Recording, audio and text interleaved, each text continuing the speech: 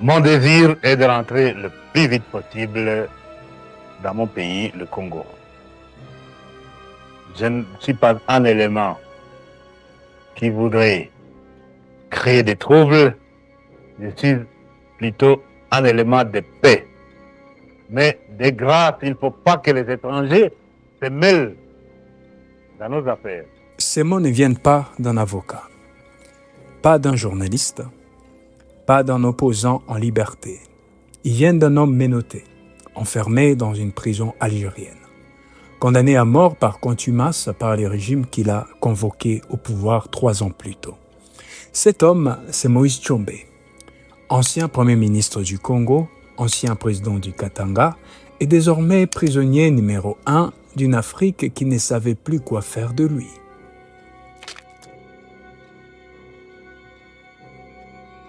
Ce que vous allez voir, ce n'est pas l'histoire d'un traître.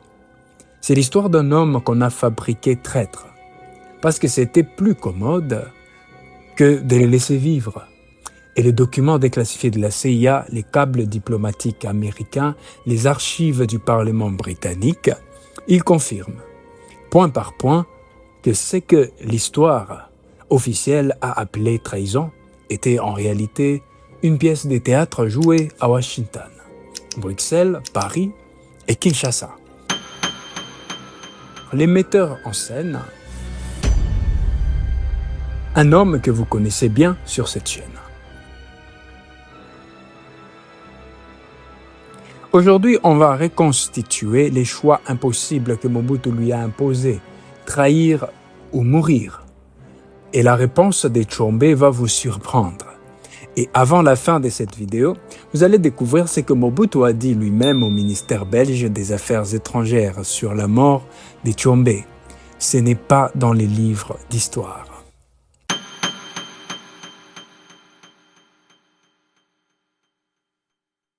En 1965, Moïse Tshombe remporte 122 sièges sur 167 au Parlement congolais. Il est le politique le plus populaire du pays. 2 mois plus tard, il est interdit de séjour, exilé puis condamné à mort. En 1967, son avion est détourné par un agent des services secrets français, armé d'un pistolet silencieux. Des 100 000 $ américains seront retrouvés dans la chambre d'hôtel de son ravisseur. En 1969, il meurt à 49 ans dans une villa surveillée d'Alger. 11 médecins signent un rapport d'autopsie que personne, ni sa famille, ni aucun journaliste indépendant ne verra jamais.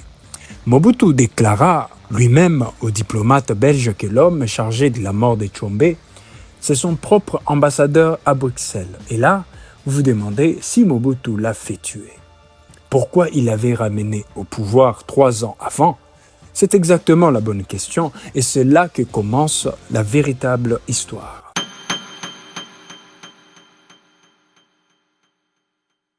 Avant d'entrer dans les vifs du sujet, je vous dois la transparence habituelle de cette chaîne.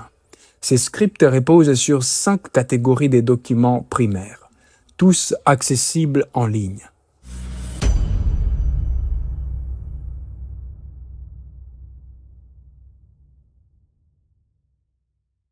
« 1919.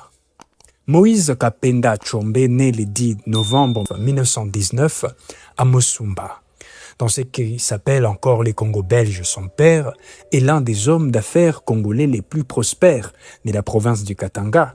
Son prénom Kapenda signifie en langue lunda « le bien-aimé ». Il est lié par les sangs et les mariages à la lignée royale des Mointiave, les grands chefs de l'empire lunda. Ce n'est pas un détail, c'est une légitimité ancestrale que ses adversaires n'auront jamais. Il est scolarisé dans une mission méthodiste américaine, il parle couramment français et anglais. Il se forme comme comptable. En 1951, il reprend la chaîne des magasins familiales à Elisabethville, l'actuel Lubumbashi.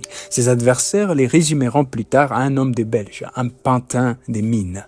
Mais Brian Yukart, qu'il a rencontré des dizaines de fois, il dira quelque chose de plus nuancé. Je cite, « Tshombe était fondamentalement une personne faible, toujours manipulée par les autres.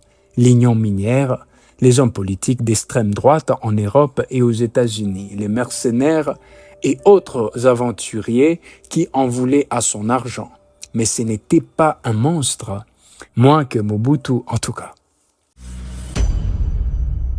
Le 30 juin 1960, le Congo devient indépendant.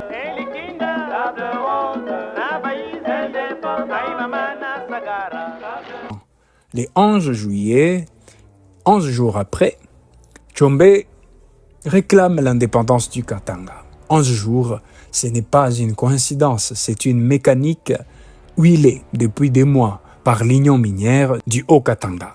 La compagnie belgo-britannique qui contrôle les cuivres, les cobaltes, l'uranium de la province, leurs actifs en 1965 sont évalués à 430 millions de dollars. Ils ne veulent pas d'un Congo unifié qui nationalisera leurs mines et ils payent. Les archives confirment les chiffres. L'union minière transfère 1,25 milliard de francs belges, soit 35 millions de dollars, sur les comptes bancaires des Tshombe. Officiellement, une avance sur les impôts de 1960. En réalité, de l'argent qui aurait dû aller au gouvernement Lumumba. Vous vous demandez peut-être, et Mobutu dans tout ça? Où était-il? Mobutu avait 29 ans en 1960. Il venait de se promouvoir lui-même du rang de sergent à celui de lieutenant-colonel. Il était l'assistant militaire en chef de Patrice Lumumba. Et selon Brian Yukart, qu'il a vu faire son premier coup d'État depuis sa propre chambre à coucher à Léopoldville, il écoutait la radio sous des faux prétextes pendant que Radio Léopoldville annonçait la suspension du gouvernement. « C'est moi », s'est-il écrié en pointant la radio. « C'est moi ».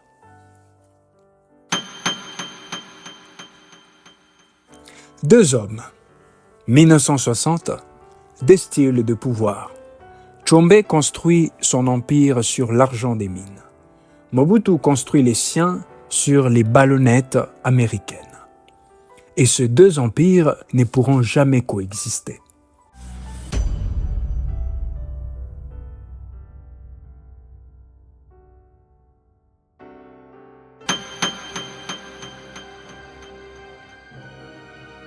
En janvier 1963, les casques bleus de l'ONU mettent fin à la sécession katangaise par la force. Tshombe s'exile en Zambie, puis en Espagne. L'histoire semble terminée pour lui, mais le Congo que Tshombe quitte est un Congo en train de se désintégrer. Dans l'Est, les rébellions Simba et Moulilistes s'emparent des territoires entiers. Le gouvernement Adoula est impuissant. L'État congolais contrôle à peine Léopoldville. En juillet 1964, le président Kasavubu rappelle Tshombe d'exil. Officiellement, pour former un gouvernement d'union nationale, mais un câble CIA déclassifié révèle la réalité des négociations. Tshombe retourne au Congo à l'invitation de Kasavubu et ostensiblement avec l'accord du général Mobutu et de Victor Ndaka, chef de la Sûreté nationale. Notez les mots, ostensiblement. Les Américains eux-mêmes ne sont pas dupes. Mobutu et Ndaka ont continuellement soutenu les retours de Tshombe, mais dans le même mémo, la CIA note que Tshombe, une fois revenu, renforce sa propre base militaire. Les anciens gendarmes katangais et réduit l'influence de Mobutu au sein de l'armée. Traduction, Mobutu avait besoin de Tshombe pour éteindre l'incendie à l'est, mais il n'avait aucune intention de lui laisser le Congo. Ensuite, les mercenaires, l'arme à double tranchant.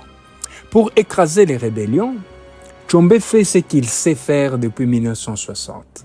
Il recrute des mercenaires blancs, Bob Denard, envoyés par la France par les réseaux des Jacques Foccart. Les messieurs Afrique de l'Élysée, des ex-parachutistes français d'Algérie, des soldats d'Europe du Sud en déshérence coloniale, la méthode marche. En moins d'un an, les rébellions sont contenues, l'Est du Congo est partiellement repris, Tshombe est efficace. C'est précisément ce que Mobutu ne peut pas tolérer.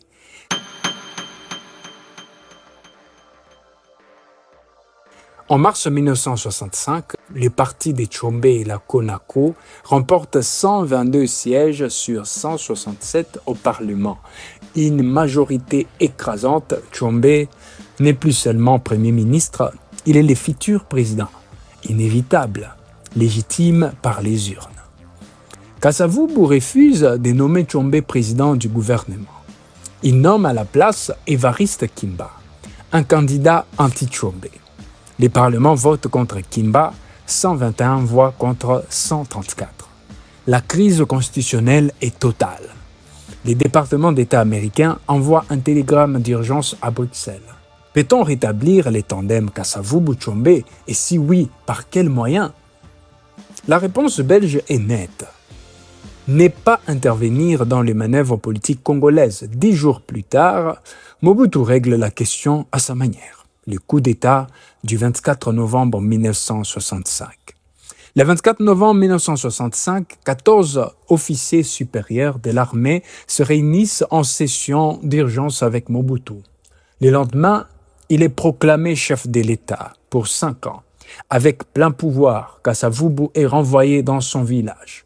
Kimba est exécuté quelques mois plus tard et Tshombe, il reçoit la nouvelle à Madrid. Il comprend immédiatement, il ne rentrera pas.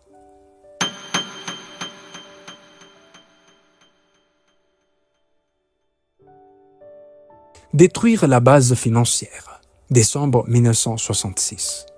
Mobutu agit méthodiquement. Premier acte, couper Tshombe de ses ressources. En décembre 1966, il nationalise l'union minière du Haut-Katanga. La compagnie devient la Gécamine, propriété de l'État. Officiellement, un acte de souveraineté économique. En réalité, une opération chirurgicale contre Tshombe, car c'est l'union minière qui finançait l'exil madrilène de Tshombe. Ce sont ses relations avec les actionnaires européens qui lui permettaient de continuer à exister politiquement. Mobutu coupe les robinets. Le 13 mars 1967, le tribunal militaire de Kinshasa juge Tshombe, par contumace, sans défense, sans avocat, en moins d'une journée, verdict mort pour haute trahison. De Madrid, Tshombe dit aux proches qu'il n'a pas peur, qu'il est convaincu que ni la Belgique, ni les États-Unis, ni l'Espagne ne le laisseront mourir. Il a des comptes en Suisse, il a des relais partout. Il a cru toute sa vie que l'Occident protégerait ses pions. Il avait tort. Dans les semaines qui suivent la condamnation, la CIA note dans ses archives qu'une tentative précédente de kidnapping avait déjà échoué de justesse. Cette tentative reste à ce jour non documentée. Qui a tenté? Quand? Nous n'avons pas la réponse. Mais ça signifie une chose, Mobutu essayait depuis longtemps.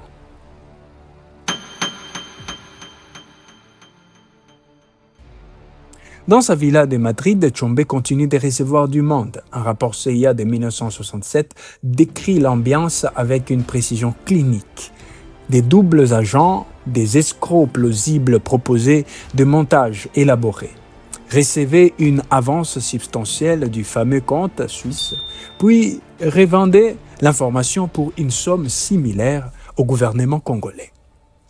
Tshombe, fondamentalement, était manipulé par tout le monde simultanément et il continuait à faire confiance. Francis Bodman, l'agent qui n'a jamais été arrêté.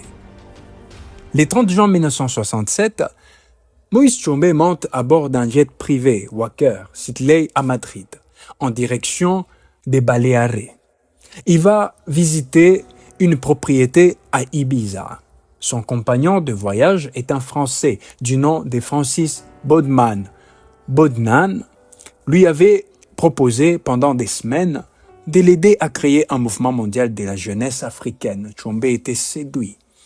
Il aimait être reconnu, admiré. Brian Ugart l'avait noté de 1961. Il voulait désespérément être aimé et reconnu. Quelques minutes après le décollage, Bodnan sort un pistolet automatique équipé d'un silencieux. Il tire sur les premiers passagers qui bougent sans l'atteindre. Les gardes du corps espagnol tirent leur épée. Dans un jet face à un silencieux, les pistolets britanniques Trevor Copleston reçoit l'ordre de mettre les capes sur Alger. Il diffuse un signal Mayday. Résultat inattendu pour les organisateurs du coup. Toute la presse internationale est à l'aéroport. Quand l'avion atterrit, ce qui devait être une livraison secrète devient un scandale mondial. Qui a payé Bodnan? Les dossiers non résolus. Dans la chambre d'hôtel de Bodnan, à Palma de Majorque, les enquêteurs algériens retrouvent environ 200 000 $ en liquide. Il était agent de la SDC, service secret français. C'est lui qui avait donné cet argent et pour qui il travaillait précisément ces soirs-là. Reste officiellement non établi. Mobutu, la CIA, Paris, une combinaison de trois. Bon. En 1970, les parlements britanniques posent la question directement au gouvernement. Pourquoi Bodnan n'a-t-il pas été arrêté? Réponse du ministre de l'Intérieur. Aucune demande n'a été faite au bureau Interpol britannique. Personne n'a voulu arrêter Bodnan. Ce silence a duré jusqu'à sa mort. C'est en soi une réponse.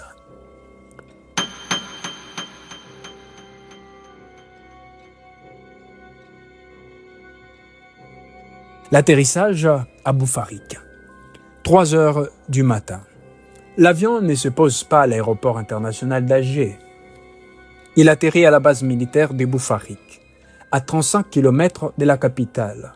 À 3 heures du matin, Tshombe est menotté. Les magasins révolutionnaires africains, organes du FLN algérien, publient le lendemain un éditorial intitulé « Nous allons venger Lumumba ».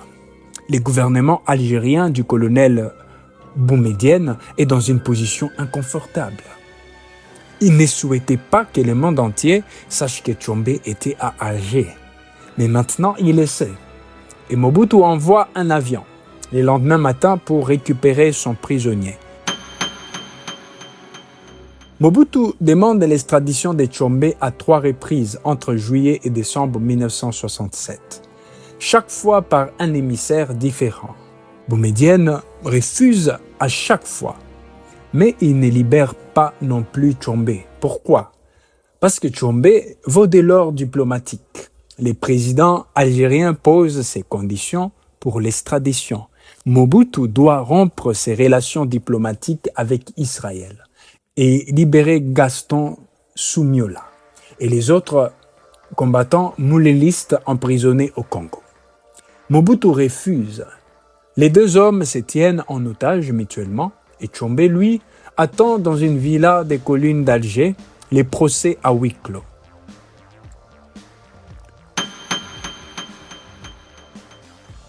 Le procès d'extradition a lieu le 14 juillet 1967 à Alger, à huis clos devant la Cour suprême de justice. La famille de Tshombe avait engagé Maître Florio, les plus chers et les plus réputés des avocats parisiens de l'époque. Florio est expulsé de la salle avant même le début de l'audience. C'est un avocat algérien qui plaide seul. Tshombe s'adresse lui-même au juge. C'est là qu'il prononce la seule déclaration publique de toute cette période. Je cite, « J'ai été la victime de la CIA et de ma popularité au Congo. Les impérialistes ne pouvaient pas tolérer le fait que j'ai été reçu 3 fois par les populations. Et si vous décidez de me livrer aux mains du gouvernement congolais, j'accepterai votre décision. Je suis un homme, je suis un chef d'État, j'irai, mais la responsabilité de mon sort reposera sur ce tribunal. Le tribunal prononce l'acquittement, mais accepte l'extradition. Boumedienne refuse de signer les décrets. Il ordonne les transferts de Tchombe dans une prison plus confortable à Batna, à 345 km au sud-est d'Alger, la vie dans la villa El Biar. Tchombe finit par être installé dans une villa sur les collines d'El Biar, en résidence surveillée permanente. 2 officiers algériens l'accompagnent partout où il va. Il peut circuler en Algérie, il va parfois au restaurant, il répète à ses accompagnateurs « l'Algérie n'est pas l'Afrique ». Il lit, il écoute la radio, il regarde la télévision et il attend. Sa femme, Rite Machik, écrit des lettres à des dizaines de chefs d'État pour intercéder auprès des Boumediennes au début de 1969. La famille croit enfin à une libération prochaine. Elle n'aura jamais lieu. La famille avait même monté un plan d'évasion. Elle avait engagé un certain avocat, dont le nom va vous surprendre, pour les faire sortir d'Algérie. Ce plan a échoué. Et cet avocat, selon des témoignages cités par Mediapart, aurait ensuite proposé ses services à Mobutu pour autre chose. Selon des témoignages rapportés par les journaux Mediapart et documentés par mbokamusika.com, la famille Tchombe engage Jacques Vergès, alors inscrit au barreau d'Alger, proche du gouvernement boumedienne, pour organiser l'évasion des Tchombe. Elle lui verse plusieurs millions de francs belges. Vergès échoue, ou ne tente rien. Les héritiers de Tchombe en veulent à Vergès. Le biographe Joseph Kayombe Tchombe écrira dans son livre de 1997 que Vergès aurait sérieusement peur de sa vie dans les mois qui suivent. Puis vient l'accusation la plus grave de tous ces dossiers.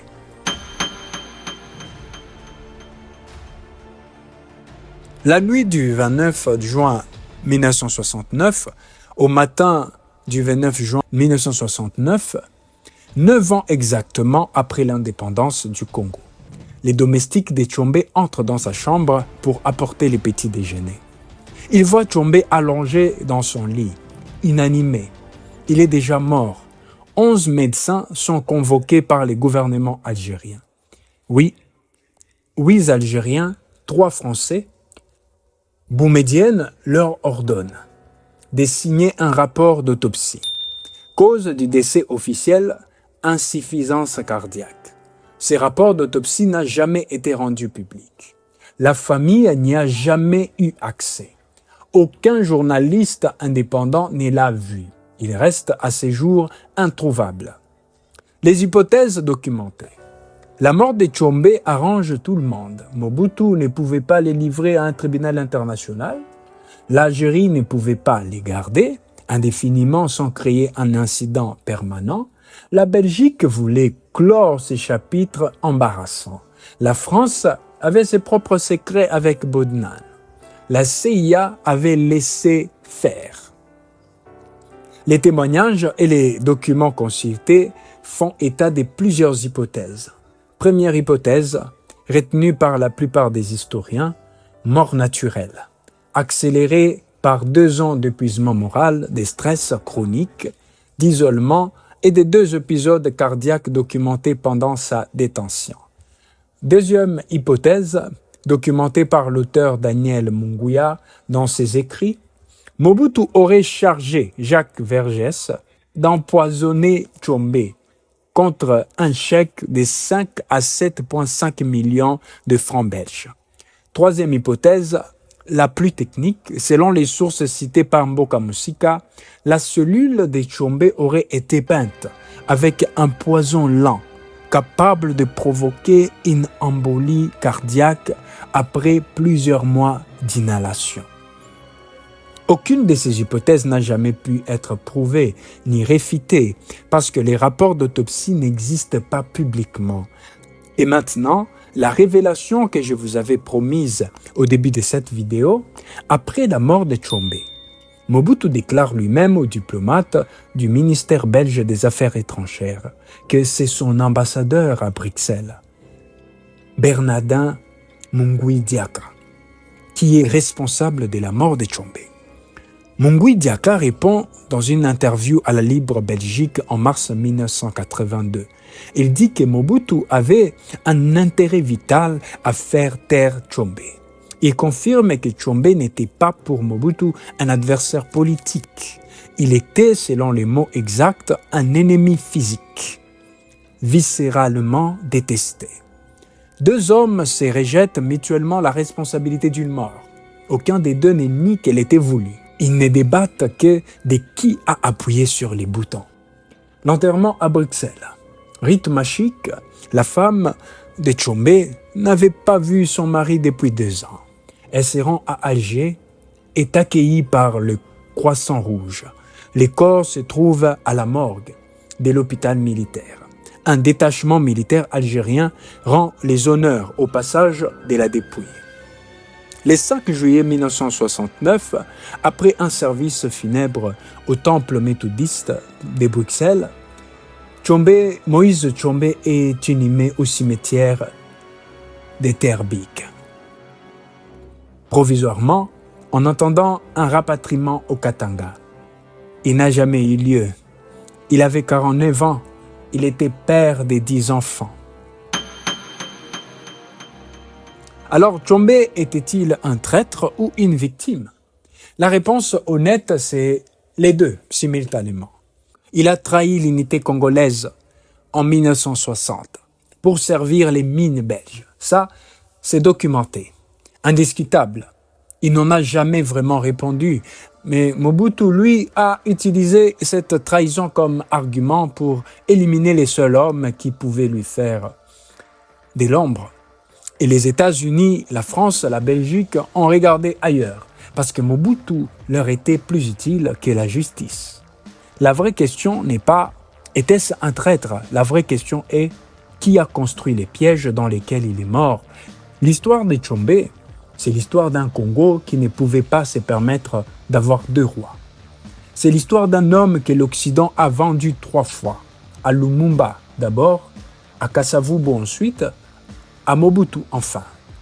L'histoire de Tshombe, c'est l'histoire de ce Congo que nous héritons, où les richesses du sol ont toujours coûté plus cher que la vie des hommes qui les portent. Si vous avez regardé jusqu'ici, vous savez maintenant ce que les livres d'histoire ne disent pas. Partagez cette vidéo avec quelqu'un qui pense encore que Tshombe était simplement un traître. Laissez-lui décider seul. Les sources complètes de cette vidéo sont dans la description. Tout est vérifiable. La semaine prochaine, les pactes des sangs entre Mobutu et ses généraux. Ce qu'ils ont reçu, ce qu'ils ont perdu et comment certains sont toujours en vie aujourd'hui.